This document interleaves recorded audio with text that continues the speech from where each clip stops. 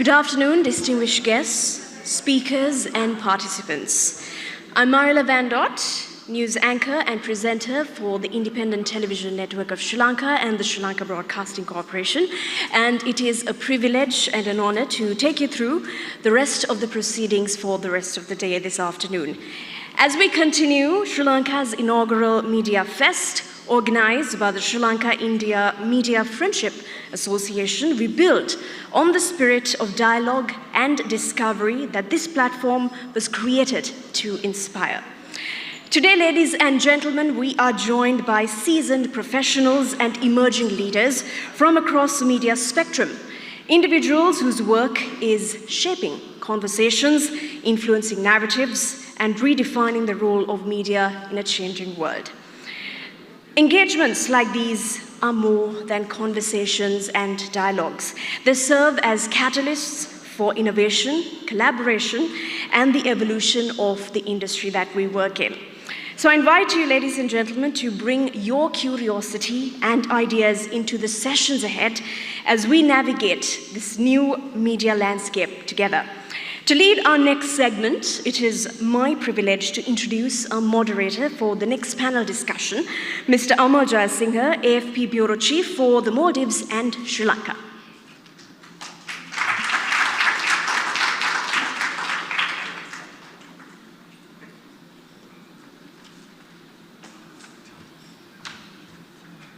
Okay, thank you. And, good afternoon to all of you, and may I invite my other fellow panelists, Deepanjali Abeyewardena. She's the head of Verity Media Division, and she's also a deputy director of Verity Research. And Mr.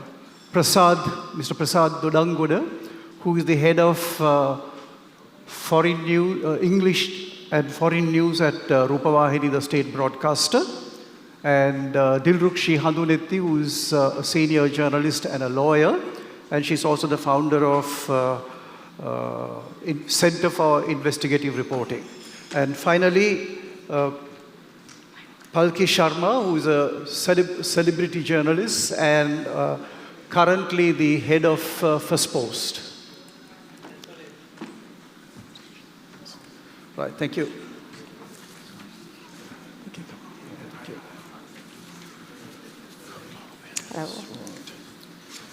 So, since I think we are running slightly behind schedule, so we'll keep it, let's get around to it very quickly. Let's see, okay. What we are going to, obviously, you know what the topic is.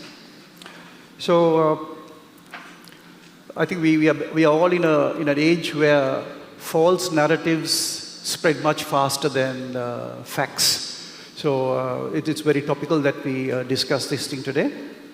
And the panelists here all bring very unique insights from frontline journalism, from media training, fact-checking, and content creation in South Asia.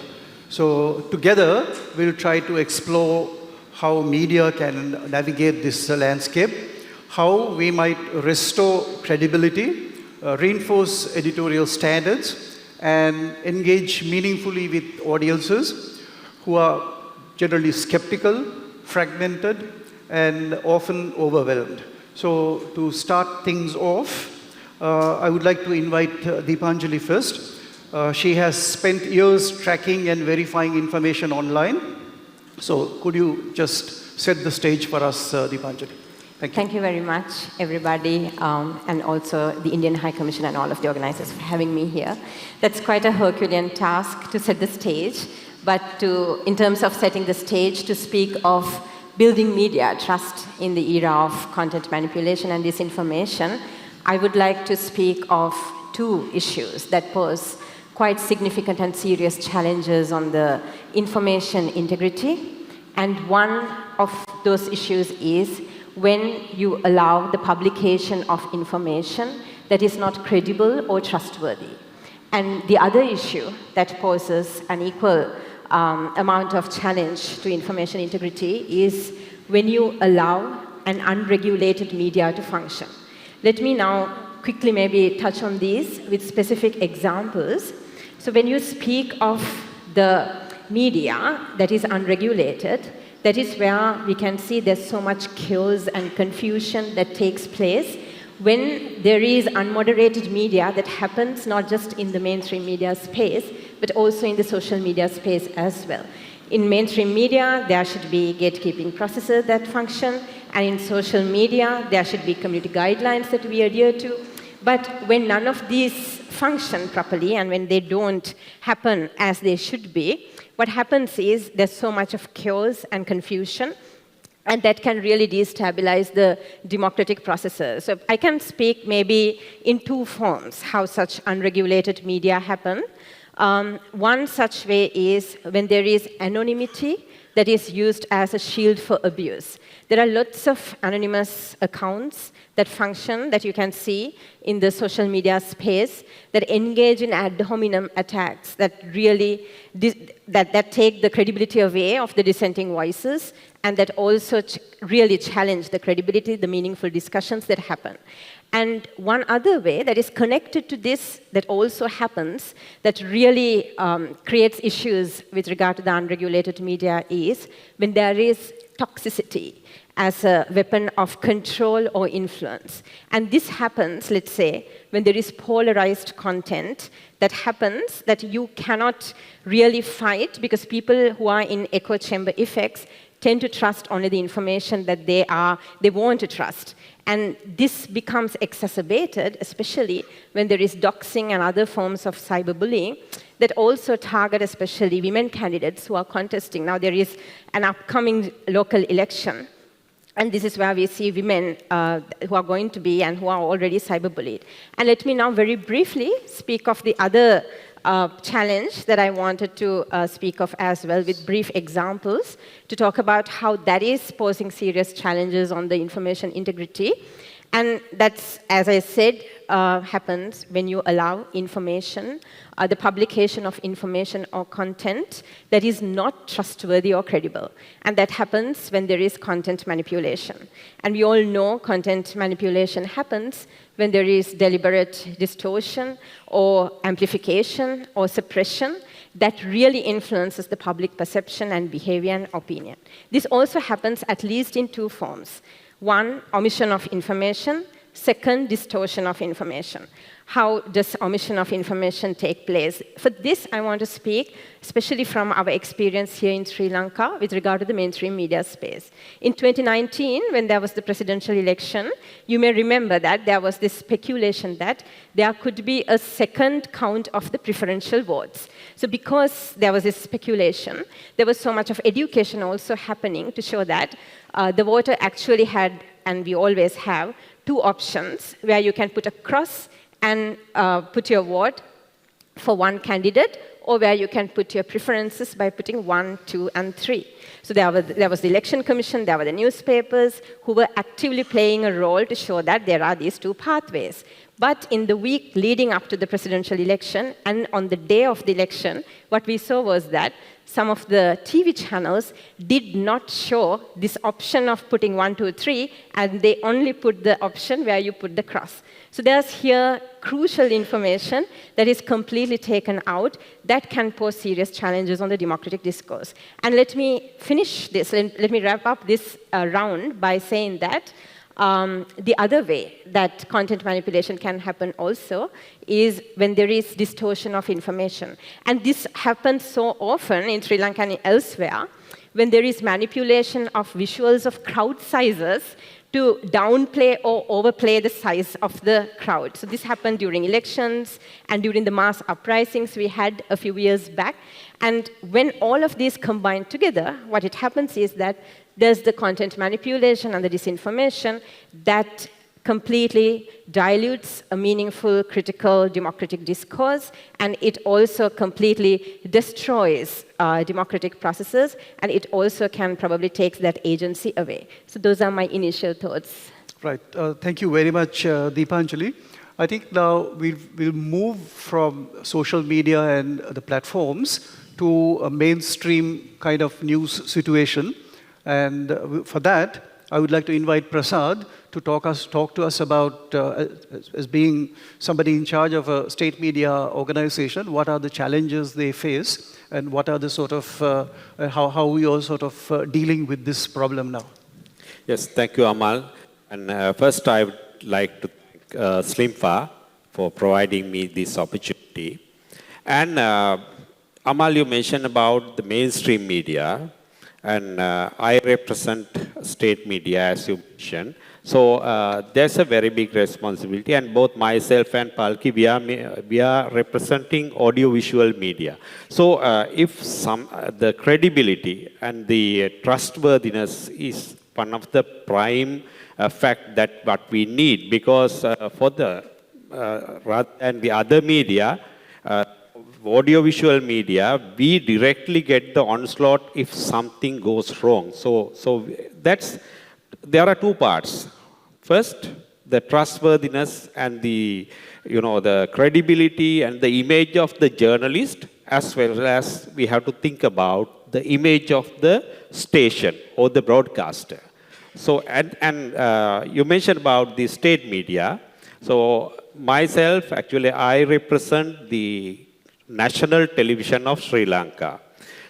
As you, in this audience, I think most of you know the Rupawahini Corporation, the state television station in Sri Lanka, is covered by by a parliamentary act, Rupawahini Act number 6, 1982. So that's the only television station covered by a parliamentary act. So we are highly responsible, because if we made a mistake, it's an offense. Because we are answerable to the general public as the national broadcaster. So anyone in our viewership can directly take any action, legal action against us. So in that case, we are really concerned, very highly concerned about the misinformation, disinformation, and the trustworthiness of the content. But Amal, there were saying that, in my experience, there were certain periods and certain instances that we also carried some information, questionable information, due to certain organized and vested situations. So most of the people, they know the behavior of the media spectrum in Sri Lanka, especially the behavior of the state media spectrum under various regimes in Sri Lanka. So there were challenges. But even in that instant also, immediately after ending of that era, the journalists who carried those campaigns, they had to face the consequences. They had to go in front of commissions. They had to face various legal battles, and also the station. So ultimately, the mainstream media is covered. They are abide by the trustworthiness of the viewer, and we have to defend that image. At the same time, Amal, now we are in a challenging situation. We passed several eras, information age, then the digital age. Now we are stepping into age of AI. Throughout the morning, we discuss about AI. Now the situation is, challenging ever since, right? Now deepfakes, very difficult to identify. And for example, I would like to ask you, all of you follow social media.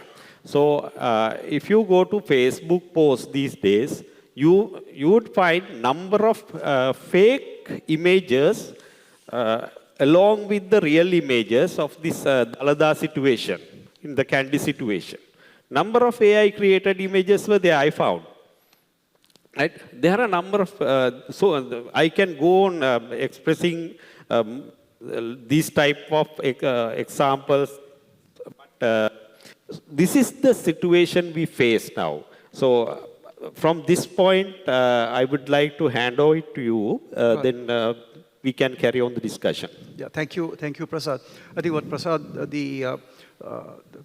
before the social media platforms evolved, I think we referred to fake news, and that was generally a reference to state-run media organizations, right?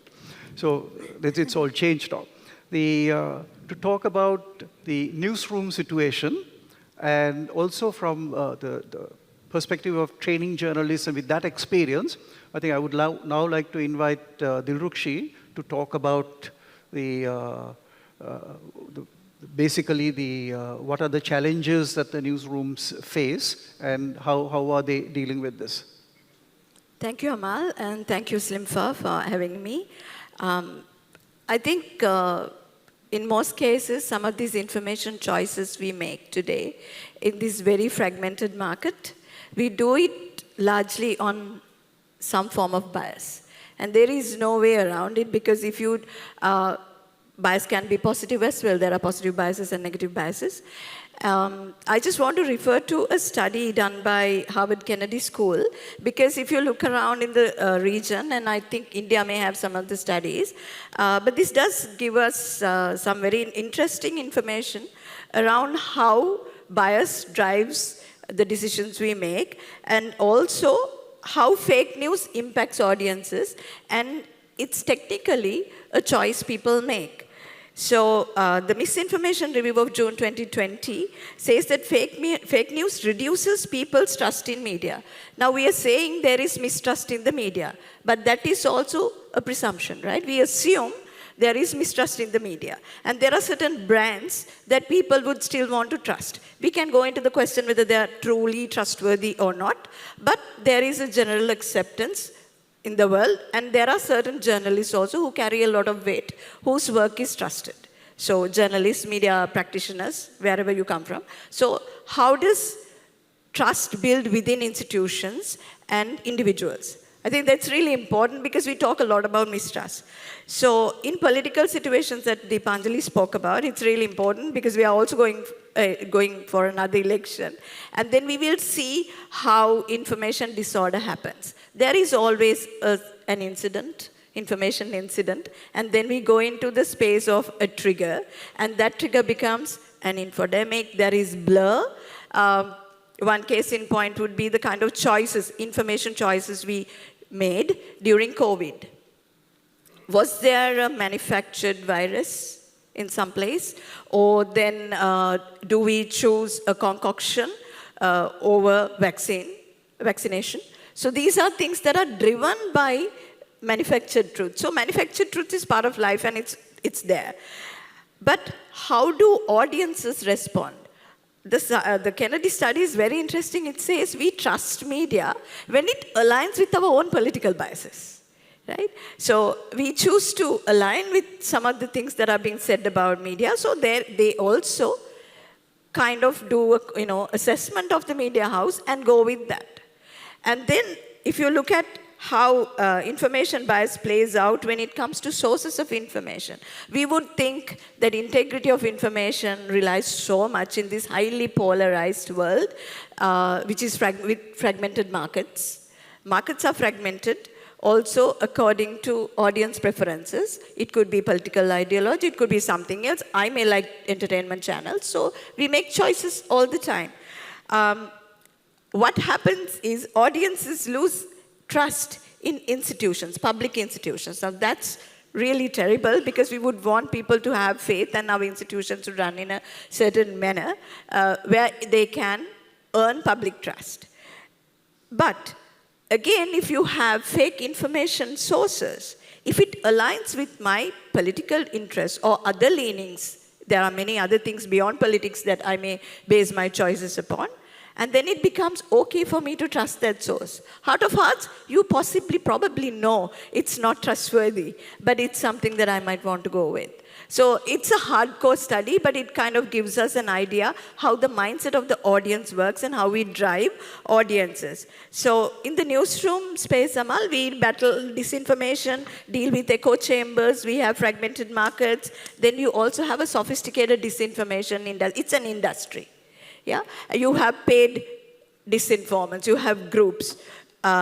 Political parties, individuals, they can have those. So then you build narratives using media, whether it's mainstream or otherwise, of the disinformation and the propaganda kind, and it flies. And it's easier to invest in an influencer who has a lot of following than possibly a trusted professional journalist in order to drive that discourse, because it contributes to that process. But I just want to finish by connecting it to the morning panel, where we had a discussion about how does AI, impact the newsroom, and how do we look at the disinformation landscape when there is AI, making it really hard for us in the newsrooms. AI is a joy for many, and it is also problematic for many others. But I think you don't have a binary, you don't need it. Technology is to be used and used for efficiency and workflow management of newsrooms. There are great examples, particularly in Asia. We listen to that in the morning also. So, on the other hand, fact checkers are going to find it really hard when there's going to be more deep fakes. And technology, we have to be so on top of the situation and be so in tune with the technology that's available and to deal with that. So newsroom operations are going to be really that much harder.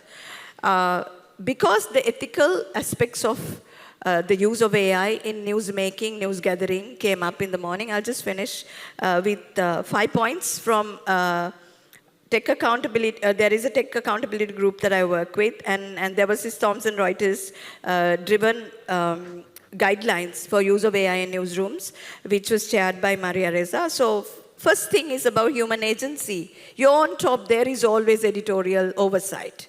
Machines don't run. Machines are there, they're tools, they're supportive of us and the work we do. But there is, journalists should be on top of the situation.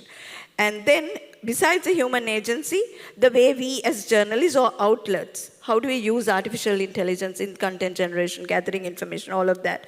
And then the AI systems there has to be a prior independent evaluation of the artificial intelligence that you would be introducing into your outlets. And then be transparent about what you use, what you don't use, and clearly demarcate between synthetic and authentic content. But on top of that, I think good local journalism has real value in dealing with disinformation because they have more context. Palki was talking about local journalists having more context. And I think that those are also the ways in which we can address the issue. Right. Okay, thank you very much, Dilrukshi. And I think we can sort of take a step back and look at the regional situation and perhaps what's happening in India. And I would like to invite Palki to talk to us about how the Indian media manages or deals with the challenges from social media, the digital platforms, all that, and how do you sort of on a day-to-day basis deal with these challenges? I think, okay. First of all, thank you, Amal, for the question. I think in India, the advent of social media and digital media has been a mixed bag. I can speak from my own personal experience. When I started as a TV journalist, it was in a state-run channel. 24-hour channels were just beginning to take shape. And we saw various phases of that too. All kinds of news being put out on mainstream platforms, including miracles, including, the advent of aliens, all of it. We thought that was the pits, but we survived it. And then we saw social media, and a lot of stuff flies. But I would say that it has done two things. One, it has democratized content. Today, you do not need the vehicle of a big platform. You do not need a lot of capital investment to put out your point of view to be a journalist. You need a mobile phone. And there are a lot of independent journalists in India, as I'm sure in Sri Lanka as well, who are doing very good work. It's not easy to be on your own and to create content which is meaningful, to swim against the tide. A lot of them are doing. It takes a lot of courage. It takes a lot of hard work as well. Social media has also made communication a two-way street, because now we also hear from the audience in real time. We don't have to agree with everything they say. We don't even have to respond to it. But we know what our audience is thinking. Today we have tools to measure where my audience is, what is the age bracket, what is the profile of an average viewer. That gives us an insight into who is the recipient of our content. The flip side, as all my co-panelists have also pointed out, and I did in my address in the morning, is that there is misinformation. But I think misinformation and fake news is as old as news. It's just a scale that has become much bigger. And when content is in abundance, then credibility has to be your North Star. This is a state of flux. I'm sure colleagues everywhere are trying to figure out how to establish that connect. But I'm very hopeful. Even when we know that viewers consume content on various platforms, when a big story breaks, they come to the newspaper or the radio channel or the TV channel that they trust, and you see the news numbers, the viewership numbers soar. And I think that's a good gauge of where we stand as journalists, and that is what we need to build on. So in India, we are trying to address things. We are also having a very heated discussion on digital regulation. I'm not a big fan of government regulation when it comes to the media. Ideally, self-regulation should work, because government regulation, again, is a double-edged sword. But we've not been able to self-regulate. I think that is our challenge. To be able to establish trust with the audience again, and to be true to what we should be doing. We all know what is the right way of telling a story. We just sometimes cut corners. Right, okay. Thank you, Palki. As Palki said, you started in a state-run media outfit, right? So there is hope. There is life after working for a state institution. That's very reassuring, Prasad.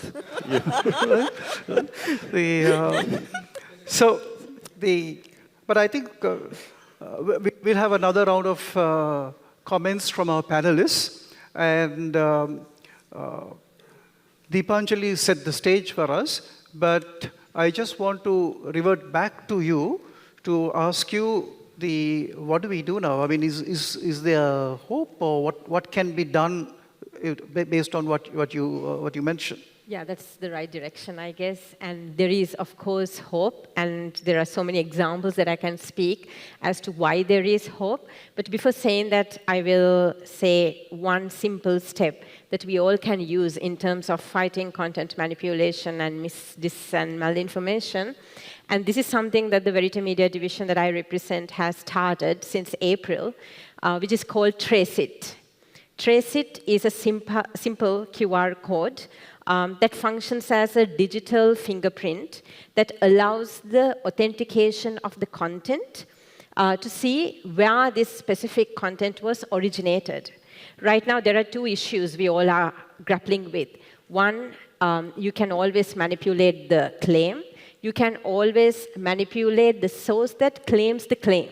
So to prevent these from happening, what we have introduced, what we have done is to have this simple QR code, which is more like a publication process, whereby all the reputable digital publishers like you can always replicate that system and have it embedded in your content so that people know where this specific information is originating from. And when reputable publishers like yourselves start doing that, then it is actually allowing the users to be really scrutinizing any information that does not have such authentication. So Traceit is the simple method that we have introduced to really help everybody. One, to scrutinize everybody else, and also to be able to trust the information that they are consuming. This is quite important because what happens right now in the world and all around us is where there's so much of discouragement in terms of consuming the information that we are coming across. Of course, there is an overload of information, and rather than really nudging people to distrust the information, it is quite crucial that we nudge people to be able to trust the information. It's all about trust here. How are we building trust? And Traceit is one such method. And I'll share maybe one more example also to show that there is hope, which is mainly from the mainstream media space as well. There was a lot of racial profiling that used to happen in the mainstream media space, as far as in 2016 when we launched EthicsEye, an online platform that looks at the ethical media content on a day-to-day basis. And in any negative context, for example, if it is a drug smuggler, and if the smuggler is Muslim, it was always the ethnicity that was mentioned, but we would never see that happening to someone from the majority community. And when we started educating this, it was quite difficult for everybody to understand, the consumers to understand why this was problematic. But came COVID-19, the level of education was so much that it was the consumers themselves who took our content off EthicsEye and held the mainstream media accountable. So we have the social media, which is providing that platform for all of the users to really engage in that democratic process by holding the mainstream media accountable. And there is also that ability for us to really engage in that process of education as well. So some of you already said that, how there is democratization happening with regard to social media, and also how critical all of these issues are right now. So it's in terms of authentication and education that we can really see hope in the horizon. Right, okay, that's on that very hopeful note. I want to get back to state media, because we're talking about credibility and the trustworthiness of the news. So there was a time, I think, many years ago, when people would say, I heard it on the television, and that was to say that this is authentic information. May not be so now, but I think Palki referred to a situation where when there's a big event, when there's a big story, people tend to return to the sort of more established mainstream organizations rather than purely depending on social media posts. But Prasad, I'd like to ask you, what has been the experience of, in your organization? Have you been able to win back that trust? And what are you doing to ensure that there is more, that people believe in what you say, and then there is more trust in the information that you give out, as opposed to what's on social media? Yes, Amal. Frankly telling, once we lose that trust of the public, it's very difficult to bring back that trust into the same level earlier we had. So that was with us some time, because after the periods I mentioned earlier, we had to do more to rebuild our trust, rebuild our image. And, at the public, it's not a secret that general public, they call us a trumpet of the ruler, the Horanava, Raje Horanava, the Sinhala word, right? So that was the seal that on our back. So even now we are fighting to keep rebuild and keep our trust among our viewers. But Amal, later on, when people realize that we are out of that cover, the previous cover, they will reach back us, right? Because at the end of the day, if people want to get an authentic message, authentic news about certain things, especially the state actions, then some legal things. So they always first move towards the state media to get the clear message, because they believe that especially about the state matters, the state media first carry the prime information. So, but as I mentioned earlier, in this digital era, or in this AI era, we also have to work hard to preserve our trust, because if something goes wrong, it will once again end up in a disaster. And at the same time, first I would like to mention one thing that before I conclude my comment. You ask about the surviving in the government media. Yes, still I am surviving. Because you can, because there's a certain spectrum that you can build within that framework. You can come out from that structure, and you can build a kind of media image. Right. Okay, thanks, Prasad. Dilruksha, I would like to ask you about, again, on the same subject of building trust. What about in the newspapers, basically the traditional media, would it be better if they actually take a stand? As in? No, politically or otherwise, would it be better for them to say, okay, this is, in an election, we are supporting this political party, like sometimes I think they do in some other countries. So is it better to say, okay, we support this party, so the readers know where the bias is coming from? So are we in a position to advance to that level? That's a super googly, yeah? We have been talking about it. There have been many discussions as to whether such political positions should be declared. But Sri Lanka's, I've engaged in rounds of discussion as well in different ways. So I know they're not ready, even though it's so evident where the connection is, that they are not, at least in Sri Lanka, organizations are not very ready to declare the political position. But from a very idealistic position, I think it would be great. But on the other hand, we already know.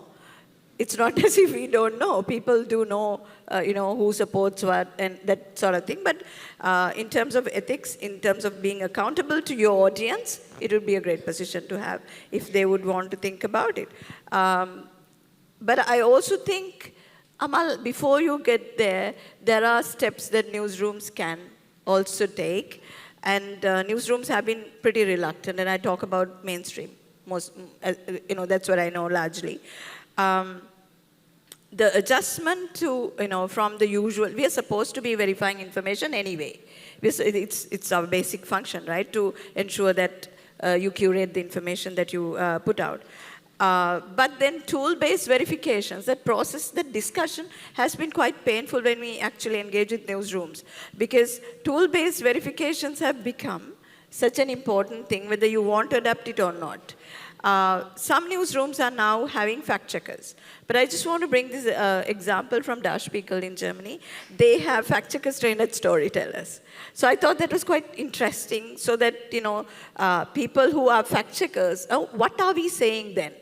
We are saying that we are not really in position to verify information in this day and age, and be able to present the information to the rest of the, to our audiences with enough trust in ourselves and in our process. So the process also is very important. I heard it, this is an example from neighboring India, and I was really fascinated by the fact that kids are learning about lateral reading. The media students are learning about lateral reading. Sounds very simplistic, but lateral reading means that you actually open on a number of browsers, you open different pages and read through the same story, and then trying to understand who resonates with who, how do they report. These are simple things. We don't even do these simple things. when we were trying to, through our information literacy initiatives, to talk about simple things that all of us can do, not just journalists. Because it's not just about journalists, right? Disinformation, its impact, and how you engage with the media, by, the audience's engagement is also determined by how you process, how you curate the information that you want to absorb as well. So information literacy is not just for journalists, it's for all of us. And I think we also have to have the basics in place. Besides good, authentic local reporting that can actually help, I think newsroom processes have to be amped up. And then they also have to integrate the use of digital tools. And they are going to get more sophisticated as we move on, because the newsrooms are going to have to deal with deep fakes. And there will be soon elections in Sri Lanka. And we'll see a lot more of that. So our newsrooms are also not very necessarily, ready for that kind of situation. Thanks, Dilrukshi. And Palki, I think there's a lot of stuff that we can learn from your experience, because obviously when you look at the scale, it's much bigger than in Sri Lanka. So with what you're going through, what the Indian media is going through right now, do you see social media sort of eroding the mainstream audiences? Because as you mentioned earlier, anybody now, it's much easier for people to get into social media. I mean, while it has made it more democratic and allow more people to come in, but there are also the inbuilt dangers. So how do you really navigate through this, and especially in the current situation in India? So there's obviously more room for fake news to come in and influence people. So how do you really deal with that? Okay, as I understand, two parts to this. One, how do we deal with the audience moving from mainstream platforms to social media? And second, how do we deal with fake news? To the first point, I think we co-opt. I'll give you an example from personal experience. We are first posters completely digital, and the core of what we do is on YouTube and on streaming, but we are also available on other social platforms. And a few months back, we had a young colleague join, and he said, why don't we put some of it on Snapchat? Now, I had never used Snapchat. I thought it was for preteens, and I wasn't sure that they would be consuming news there. But since there was no extra investment, and this person was very excited about the prospect, I said, go ahead. 3 months later, they came to me, and our revenue from Snapchat was more than our revenue from Facebook, which has, over a period of time stopped focusing on news, but it looked like a very good idea to put news on Snapchat. So we co-opt. If our audience is going on a particular platform, we follow them, and we try to engage with them there on their terms, because different people consume news in different formats, and we will have to accept that. We will have to accept that choice.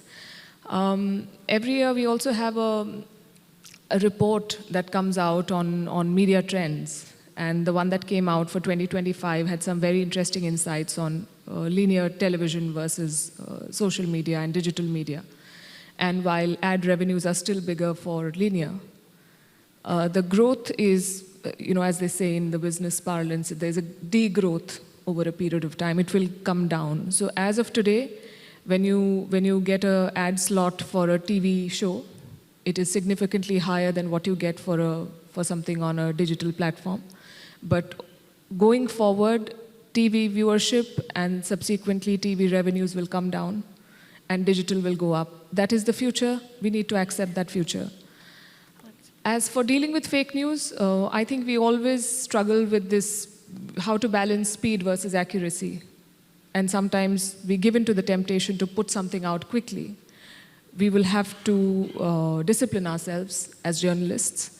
And as Dilrukshi said, the viewer is very smart. They know what to discount. They know what your leanings are. They know what you could have got wrong. If you get something completely wrong, it's okay to go the next day and say that this was not right. So it's about building a relationship. And increasingly, that's where we're heading. Because today, when you put out a video on social media, you don't say, watch it. You say, click, subscribe, share, comment. So you're asking for a lot more than viewership. You're asking for active engagement. You're building a community. I think that's where we need to invest in, to build that community of viewers and readers who trust us, who trust our content, and take it from there. Okay, thank you very much. And I think it also brings us to the question of all this trust, all these lofty ideals of building trust is good, but at the end of the day, you need the do-re-mi, right? So without the cash, without revenues, you can't really do very much. So with that, we'll open it out to questions. So I think we'll have the lady at the back first, and then we'll come to you. Okay, we can have a mic for her there. So over there. Hi, this is a bit of a long question.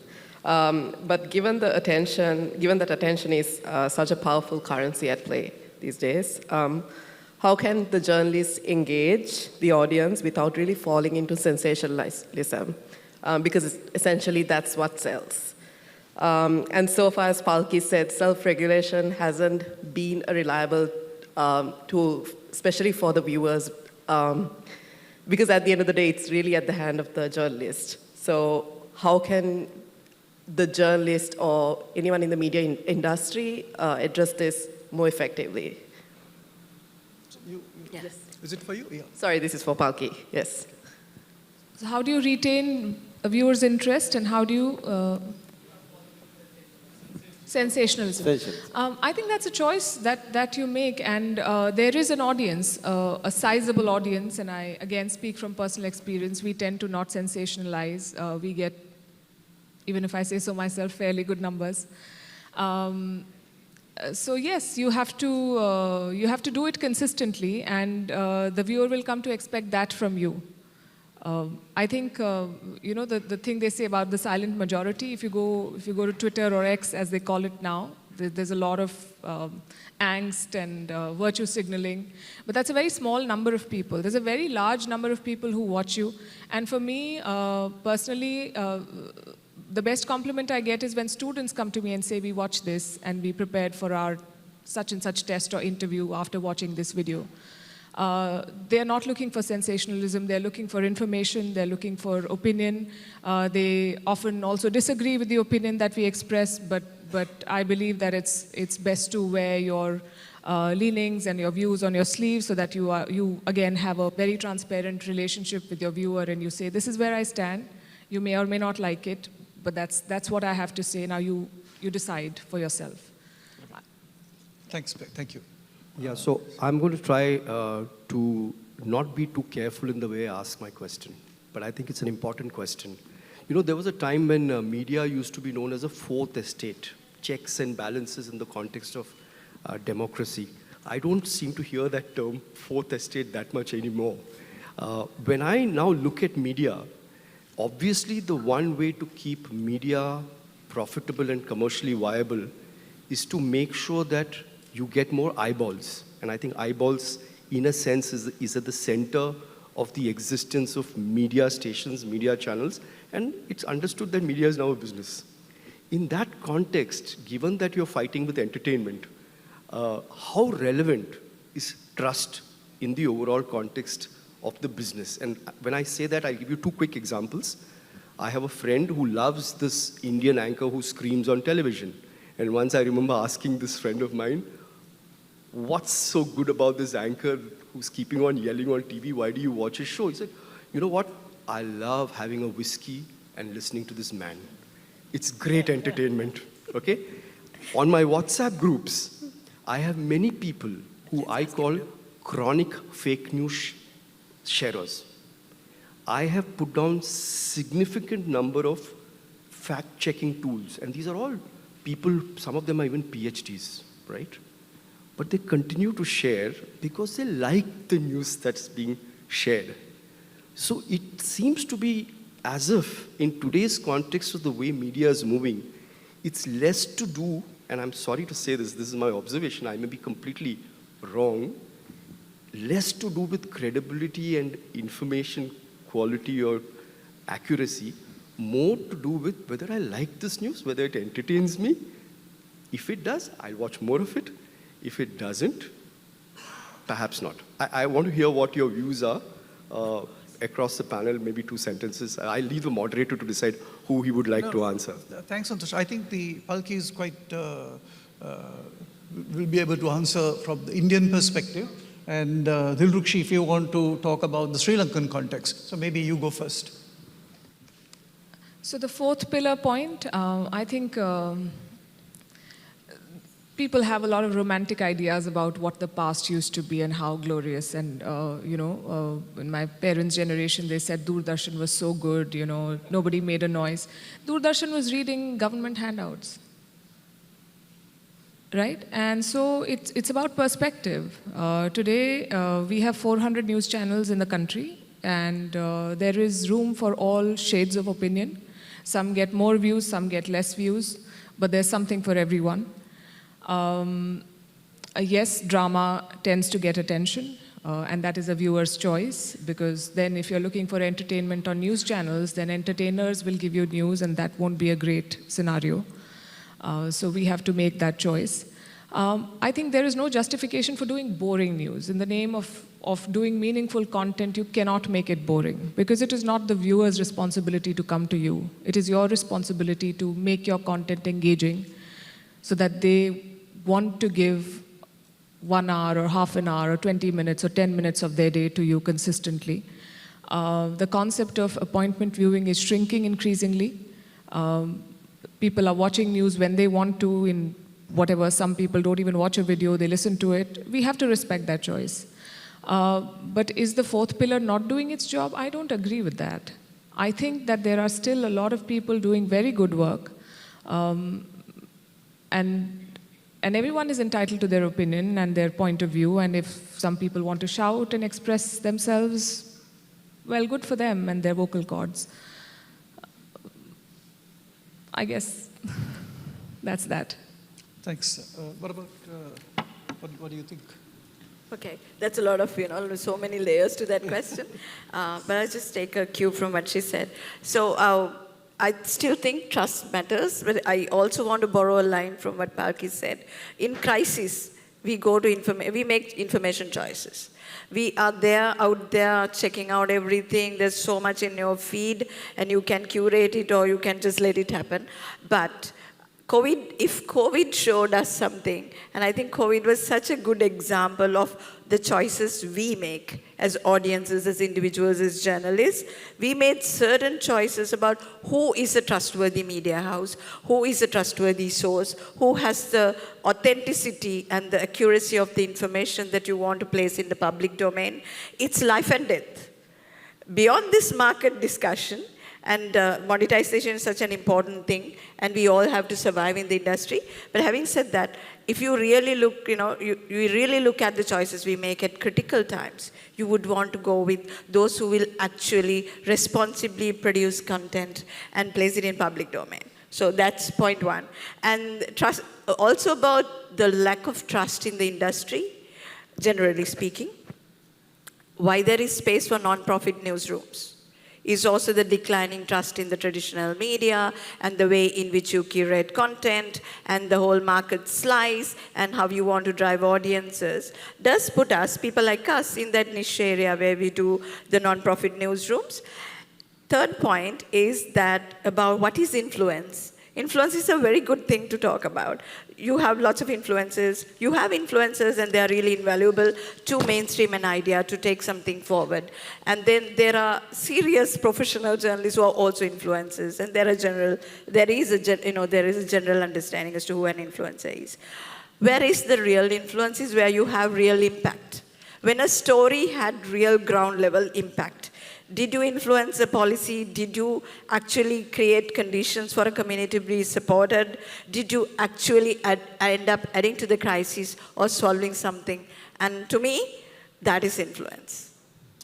Thanks. Any other questions from the audience? Yeah, sorry. Thank you.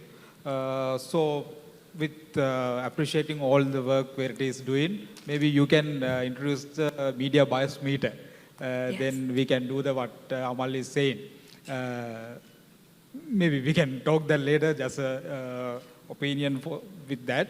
And my question is, so right now X is introduced community notes instead of the fact checking. So we know in India X is a very largest populated platform, and now Zuckerberg also introduced into the Meta platform as well. So what do you think with your experience in India, how the community notes is working? Is this, can we overcome the echo chambers through that? Is a solution for our misinformation, disinformation? Okay. I think it's for you, Bhagya.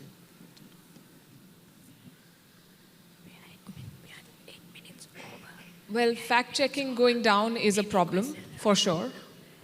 And that is something that I highlighted in my address as well, that that it is only going to exacerbate the problem and increase the scale of misinformation. In my experience, a lot of consumers do not depend on one platform. They do a lot of cross-checking. And they like to hold us to account and write to us, you did not cover this, or you covered this, but you left out this point. And that is good. I think in our part of the world, viewers are also very informed, very well informed compared to many others. So that keeps us on our toes. I don't know where this, I mean, what Santosh said, WhatsApp groups, it is a matter of concern. And with the advent of fake news, it's becoming more problematic, especially with a certain generation that is not up to speed with technology, that tends to believe, you know, we had the Kumbh earlier this year in India, and there was an AI-generated reel of a lot of world leaders coming to take a dip in the Kumbh. And an aunt of mine said, we have arrived. I said, no, this is fake. This did not happen. So that is a problem. That is a challenge. The only thing we can do is sensitize our viewers. I don't know which way X is going. I'm not a huge fan of it because I don't even see the posts of people I follow anymore. I don't know what is coming on my feed. What is the algorithm thinking and doing? I think a lot of younger audience have moved to other platforms. They're not there on X. So this has become an echo chamber. I'm afraid I don't have the answers to where this is going and how should we navigate this.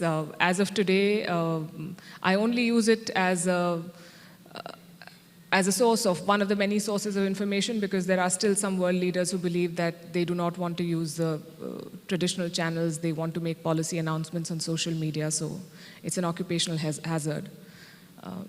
That's my point of view. Thank you. And I think we are running behind again. So considering all what we've discussed, I think still there is some hope for traditional media, which is a positive thing, and we can keep our jobs. So I think time is up. Okay, just one last question. Yeah, okay, make it brief. Thank you. Thank you. My question was, when you have to supervise or nurture very young journalists who are starting out, so they'll have their personal social media and their personal opinions, right? Do you advise them to keep posting their personal stuff? And what if it is not in line with the platform they are employed by? Like, how do you navigate that? How do you balance that out? So it's actually admin question, right? Yeah. It's an administration question. But I don't know whether Prasad or Deepanjali, would you like to answer? For a journalist, I would say. It's probably for a journalist, I think it's best if they can. Okay, I think because it's admin, you're also the chief editor of First Burst, right? So maybe we can ask you to. I have never asked anyone in my team to regulate. I mean, we become journalists to say what we think. Why else are we doing what we're doing? There isn't enough money, you would know already. So you cannot take that away from a journalist. And I think over a period of time, people only work in organizations where there are common sort of leanings. I think that journalists should have the freedom to say what they want to say on their media feeds. I know that this has been a point of debate, and a lot of big platforms have social media guidelines for their staff on what they can post, what they cannot post. I'm not sure that's such a great idea. I think people should be free to say what they want to say, as long as they're not putting it on the platform in a way that is not okay with your editor. I think with that we'll wrap up. I think what Palki is saying is you should have the freedom to say whatever you want. You're a young journalist. But I'm not so sure whether you have the freedom afterwards if you have put something against your editor. So anyway, with that, we'll end this discussion. And thank you very much to my panelists and to all of you for being here. Thank you.